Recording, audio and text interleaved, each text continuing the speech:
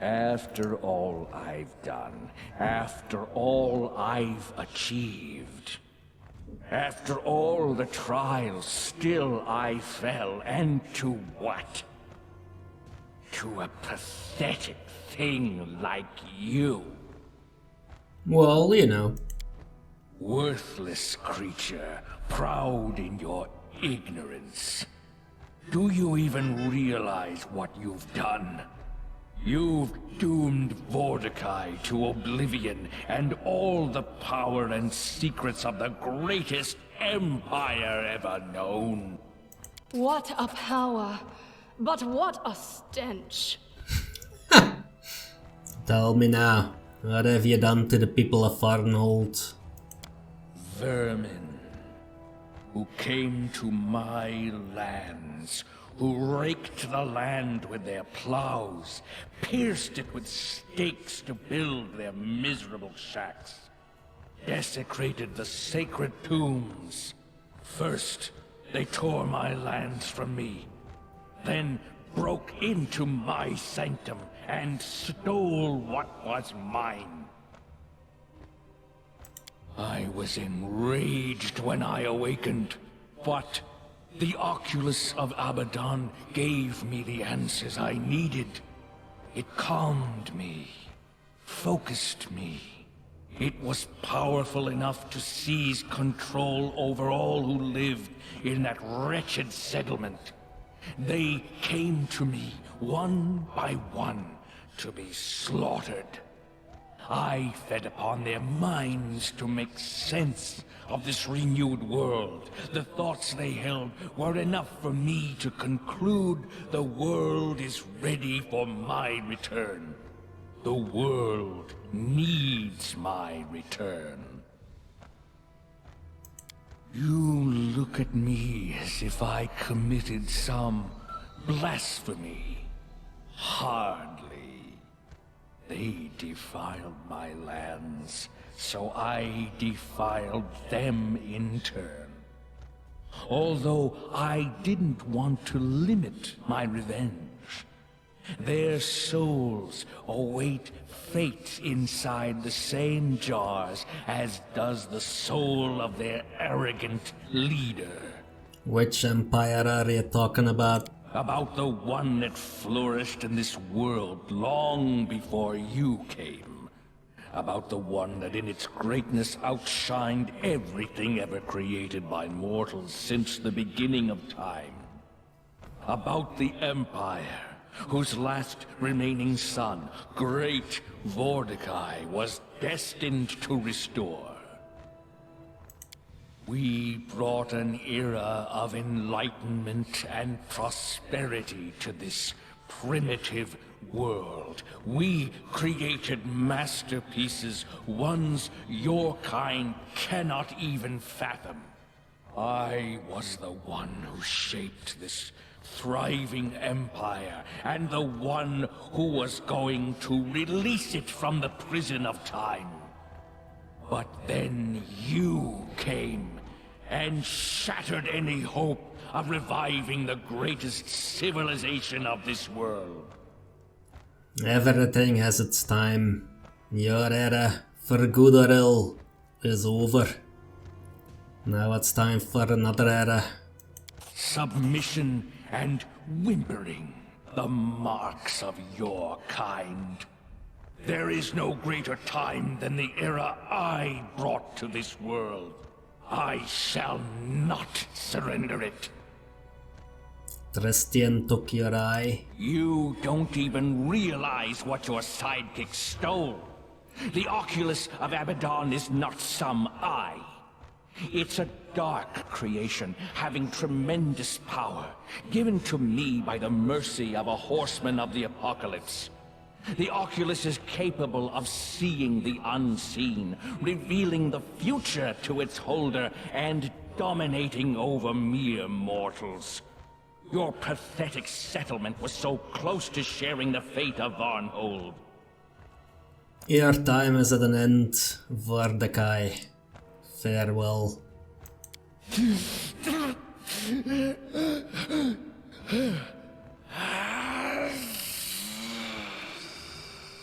Freed from the prison, a soul flies up in a flash of light and rushes towards lifeless body of Maeger Varn. In the light of the released soul, Vordakai collapses on the floor and falls still. As you watch, cracks begin to worm through his dried body and his bones begin to crumble. Powerful enchantments that held his life within its shell lose their battle with time. In moments, Vordakai is dust.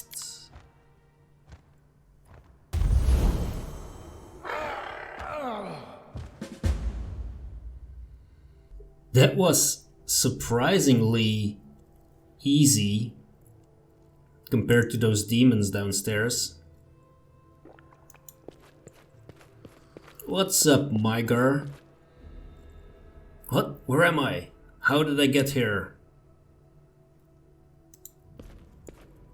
Maeger Varn is in a state of shock. Looks like he needs some time to come to his senses. Yeah, you could say that again.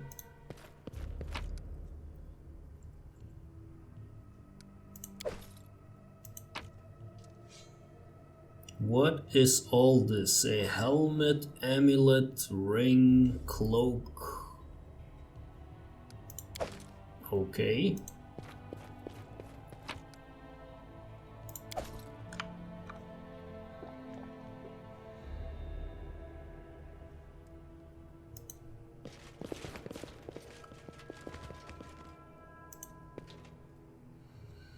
The table is piled with ancient books, stone tablets and scrolls. Some are so ancient they look ready to crumble into dust. Others appear to be more recent.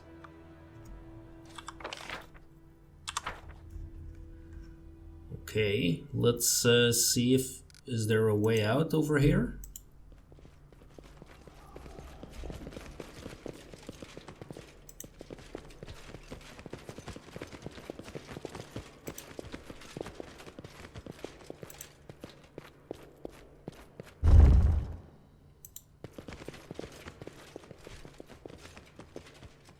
What is this? These transparent, gleaming vessels are tightly sealed with some substance that looks like black wax. Arcane symbols are etched on each seal. These numerous transparent jars radiate warmth, and each emits a slight vibration. A glimmer of light beats against the glass within every vessel, an imprisoned soul of a living creature. Our search for an answer to the mystery of Varnhold was coming to an end.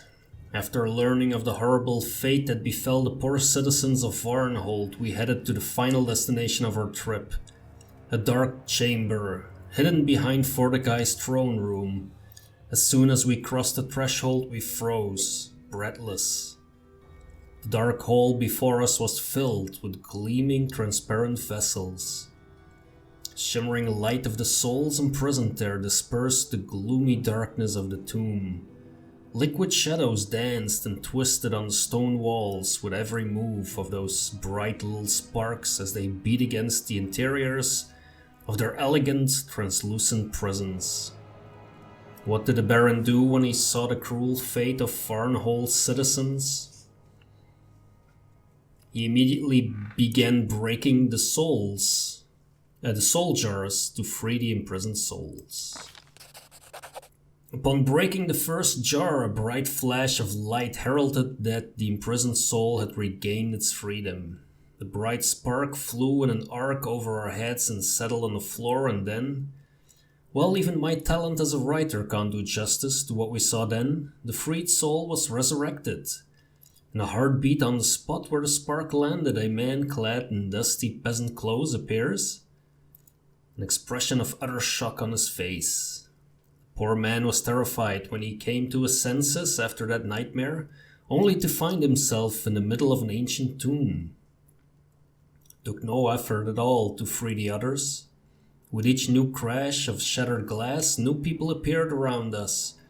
Guards, fishermen, mothers, their children, farmers, drunkards, grumpy grannies, groaning gossipers. Long story short, all the people who'd been abducted by the Oculus of Abaddon had returned. Oh, if only Shattering Kitchenware always brought such joy and goodness. Alternating between lamenting, crying, and yelling for joy, the crowd headed for the tomb's exit. We followed after them, finishing yet another chapter of our heroic chronicle. I think we should have left the grumpy grannies in their soul jar, actually.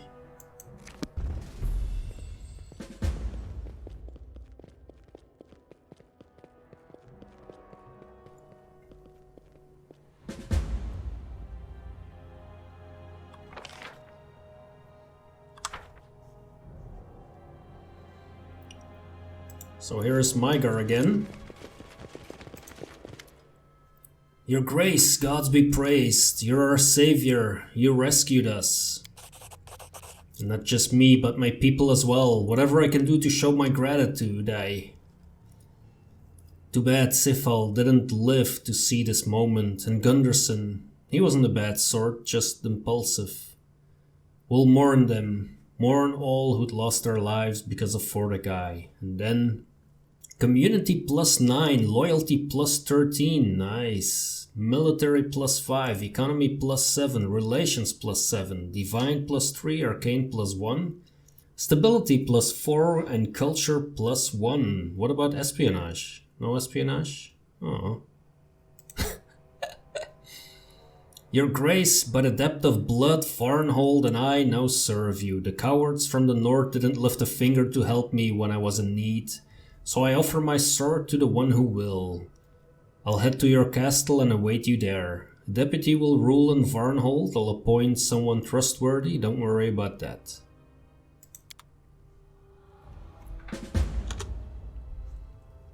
Proceed with the voluntary annexation. Okay. The ancient evil was defeated. The dead tyrant Vordakai wouldn't be threatening us or anyone else any longer. Alas, our friend revealed himself to be an enemy. How could you, Tristan? We trusted you. Okay, so I think it would be good that we return. Okay, so we are in the in the capital tavern now, and I think we need to speak to Hanvaki about his brother. I think. I have bad news for you. Your brother is dead. I found this letter on his body. Is that so? My poor father won't be able to cope with such a loss. What have you done, brother, and for what? So that's how it all started. My brother found our great-grandfather's letter in the family archives, and he decided to follow his example. Most unfortunately, he did. This means I'm the heir of the title now. This doesn't give me the tiniest trifle of joy, believe me. Well, I'll have to stay in your capital for a while. If during your travels you happen to find yourself in this ill-fated tomb, do me a favor and tell me what 2 Hanvaki daredevils died for. Take a look at this letter. It's related to your family. I found it on a dead body lying in an ancient Cyclops tomb. Edrist grabs the letter eagerly and starts reading it line by line. Faded through it is with time. A tomb of Cyclops. Looks like you shed light on one of the secrets of our family. The bones you found were the remains of my great-grandfather, Matian Hanvaki. Well, the picture's perfectly clear now.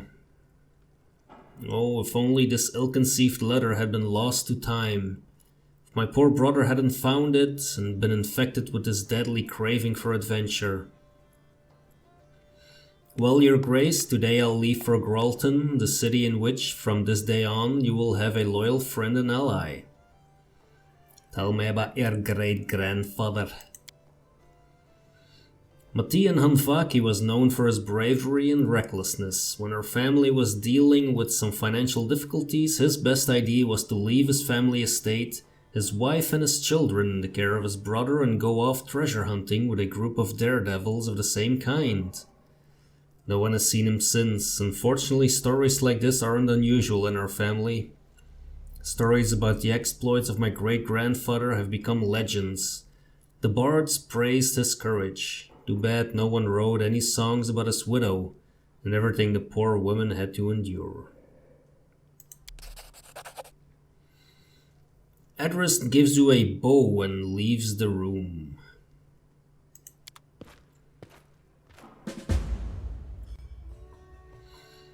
Well, that's another quest done.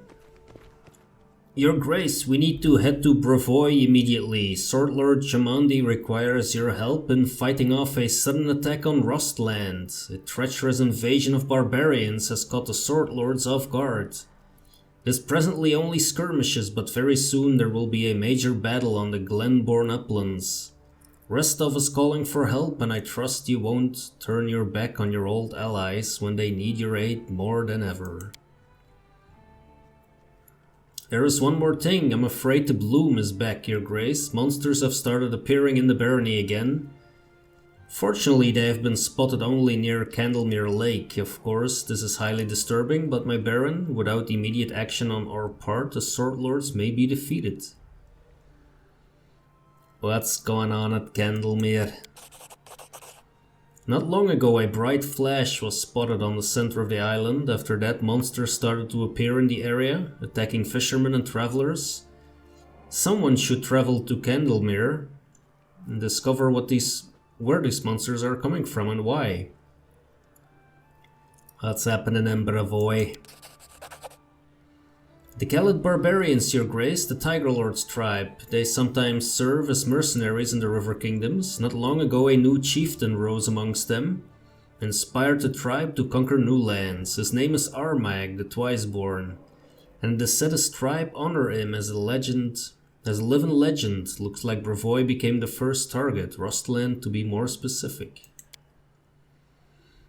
Tiger Lords, so they decide to come to fight? I've heard my former tribe is with them now, hiding from the evil spirit that haunts them. I bet the Tiger Lords brought the cowardly worms here with them. If so, I'll give them what they deserve. What I wanted to say, Chieftain, we need to go there, and we need to hurry. I'm going now to scout around. Maybe find some help, come with me. Or else we'll live to see this Armag smash the Brevans and come knocking at our main gate. Yeah, right. The threat is too serious to be ignored. We're heading here right now. Easy. If we go in a huge group, there is no way we can scout unnoticed. In short, I go first to see their numbers, maybe smash several heads, and you come join me later. Just don't make me wait too long, or I'll kick all their asses without you. Which one should I do first? War in Brevoy, of course. Lady Jamandi's request is pressing. The future of Rustland and Sword Lords depend on you. And one last thing, Your Grace. Now, in the darkest hour, I must hurry to help my countrymen. I'm heading to Rustland immediately to join the Sword Lords. I hope we'll meet again in this world.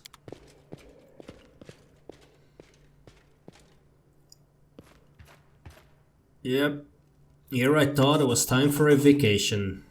Not really, huh? Your Grace, I came to say farewell. Alas, I must return to my homeland. I have responsibilities as family head. Thank you for everything you've done for me. Take care of yourself. Okay. Think we also need to talk to the Warden still. There he is. With his silly head. A strange quarrel, I don't understand. There's a region where bullets live. Guards and hunters kill them so that it's safe, but some are displeased. Scholars of some sort, they say that a rare type of bullet lives there, one that is almost extinct. They want us to forbid hunting in these parts. It's a strange quarrel, you know what I will say. The monsters must die. We should strive to live in harmony with nature, as much as is reasonable. Henceforth these lands are protected by my decree. A dangerous whim. I hope we don't come to regret it.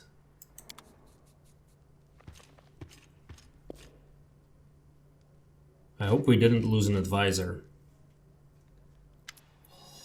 Grenn Blackforge, we have an update about the robberies on the road. Our guards chased Davor the Grey out of the gnarl marches. In desperation, he's persuaded the local peasants to rise up in rebellion. Ridiculous as it may sound, he's looking at overthrowing you. We must hurry. We can't afford to enter negotiations with Davor and his cutthroats. It's time for the general's army to crush this rebellion. I suppose the treasurer wouldn't mind bribing Davor's henchmen. I also expect that the Grand Diplomat would prefer to settle this in a peaceful manner. However, there is no more time for such half measures. The rebels have determined their fate. Remember, this is when it's time to make your decision.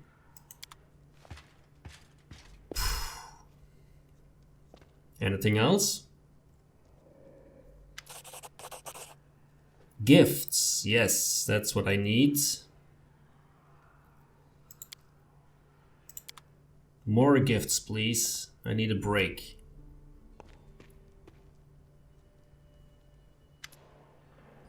Happy to see you, O most worthy one. A new gift and new stories await you. Please accept this fine item. It has been crafted according to the traditions of the Vudrani craftsmanship.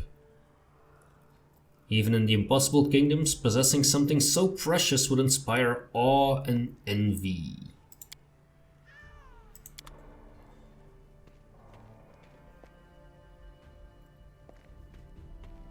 And another one. Terval, who is this? Before you is a boyish half-elf. Her tight-fitting leather outfit is full of patches and a large, mean-looking blade rests on her hip. A tattoo adorns the woman's neck. On behalf of the simple folk of Varnhold, I greet you.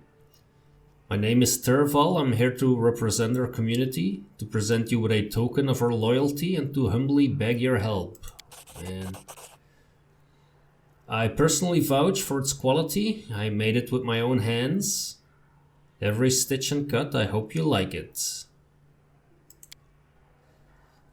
We ask you to let Varnhold assemble a militia of our own. Many of the locals are eager to keep watch and defend their homes with weapons in hand, especially so after the, well, you understand. Your Grace took care to send guards to Varnhold, and I'm grateful for that. However, the townsfolk would sleep better knowing that you've let us take the protection of our children and elders in our own hands. I understand that this would require an investment from you, but we will not remain in your debt for long. If there is a workshop where I can work leather, I'd be more than happy to make all manner of things for you. I used to make a living as a tanner back in Daggermark. Tell me more about your idea. I'll try to keep it short. I come from a long way from here, Daggermark that is. We've never had too much in the way of law. But we always had order. It just wasn't the guards that looked after it, it was the local bandits. Every village, every quarter, they all had a gang of their own. They never touched anyone except other gangsters they came by. They were just like the guard, you see, even though no one ever gave them any authority. And if you don't have the authority and you carry a blade, well, then you're a bandit. You've sent your guard to Varnhold, but firstly, they're strangers there. Second, they're not your best people, think about it. Who would ever want to get posted all the way down there? So that's why there are so many guards there and so little order. As for us, we know the people we're dealing with. We can tell the real thug from the harmless drunk who likes to tie one and wave his fist around. Who to watch because he's a dangerous fool, and who to watch because he's an eager fool. Long story short, we got our ways. That's why I'm asking for your permission and your help. We want to bring a few brave and quick-witted folks together and do everything by the book. I like this idea. I'll see whether I can make it happen. Thank you, Your Grace. I hope to hear from you soon. Meanwhile, barbarian hordes had been gathering near Brevoy's borders. We had a difficult choice to make. Was it more important to chase a traitor, or to fulfill our duty as allies? Okay. Let's quickly take a look at the management. Okay, they're all in this together. The counselor held a public evaluation where doctors, priests, and wizards were present. They assured the citizens that the Baron was alright, loyalty +3. Okay, troubles in the barony. Yep, we talked to the visitor. The warden needs her advice. The regent demands our presence. Alright. That's a whole bunch. Is that Tristian who left? Counselor.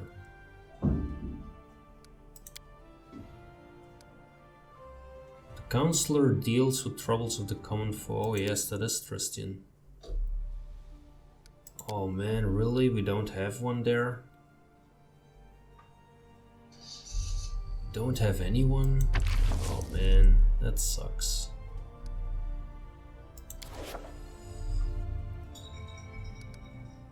Okay, so. Problem, the Black Ravine. These places have had a bad reputation for a while, but they became even more dangerous after a group of grim, quiet travelers visited them. Plants are dying, animals are fleeing, and the undead have begun to roam the area. This could be done by Harem. That's an opportunity. Druma is famous for its wealth and prosperity. Their ambassadors have reported in secret that the Court of Kaliax sometimes invites Druman bureaucrats to audit and organize their chancellery. This sounds tempting, but what could we offer the ambassador of Druma in return for their service? Poltergeist in the temple. I'm guessing that's gonna be Harem, yes. And then an ancient tradition, an invitation to a celebrated folk festival was delivered to the castle. Oh, and the Grey Rebellion, yes, we also have that. Davor the Grey is raising a rebellion in the Knurl Marches. He intends to overthrow the Baron and seize power. We can send a Mary to this problem, I would say. Let's see, we can wait a little bit with this one, I think. Poltergeist, we're gonna send Harem.